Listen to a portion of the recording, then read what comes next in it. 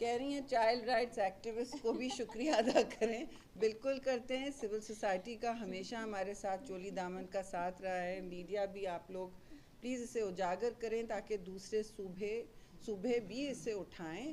ہر صوبے کا حق ہوتا ہے. یہ ان کے قانون کا ایک رائٹ ہے. یہ جسٹس فراہم کرنا، انصاف فراہم کرنا، یہ اصل انصاف ہے جی، جو آپ گھروں تک پہنچائیں، گھروں کی دہلیز تک پہنچائیں.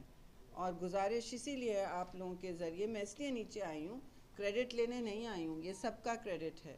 یہ میں یہ بھی کہنے تیار ہوں یہ میرا بل نہیں ہے.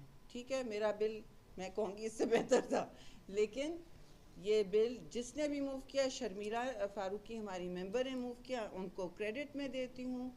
اس سے پہلے ہماری ممبر سینٹ میں ہوتی تھی سحر کامران، ان کو بھی دیتی ہوں. چیئرمین پیپلز پارٹی کو بلاول بھٹو زرداری کو کریڈٹ دیتی ہوں کہ سپورٹ کرتے ہیں ہمیشہ، اور پریزیڈنٹ زرداری کو خاص طور سے، کیونکہ خواتین کے حقوق کے وہ ہمیشہ ضامن رہے ہیں. اور آپ دیکھیں گے ہر جگہ، خاص طور سے سندھ میں جہاں پیپلز پارٹی کی حکومت ہے، وہاں تو ہر چیز اب خواتین، چاہے انہیریٹنس ہو، چاہے ریزیلینس ہاؤسنگ ہو، چاہے BISP ہو، ہماری شروعات اسی سے ہوتی ہے کہ خاتون کو امپاور کریں. ہاؤس ہولڈ میں آپ دیکھیں گے ملک میں گھروں، لوکل ایریاز میں ترقی ہوتی ہے، because progress is all local جی.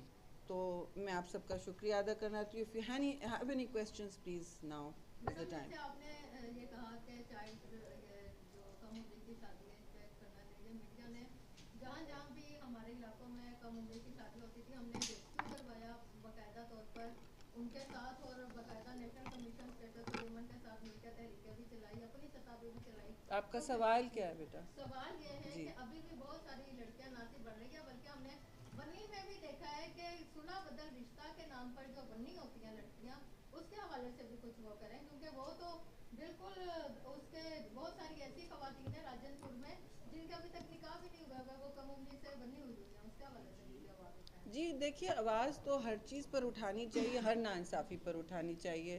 اور جب میں MNA بنی تھی 2002 میں، تب سے میں یہ کام کر رہی ہوں. ساری جو آپ نے باتیں کی وہ درست ہیں. اور میں نے ابھی بھی آپ سے کہا کہ ناانصافی پھر بھی ہوتی ہے.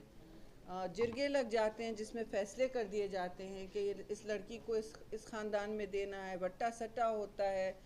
آپ نے دیکھا غیرت کے نام پر بےغیرتی کے نام پہ ڈس آنر کلنگز ہوتی ہیں، جو میں کہتی ہوں. اور مجرم آتا ہے پولیس اسٹیشن میں ڈھول بجاتے ہوئے، اس کو پوری کمیونٹی اور اکثر و بیشتر علاقائی حکام بھی ان کے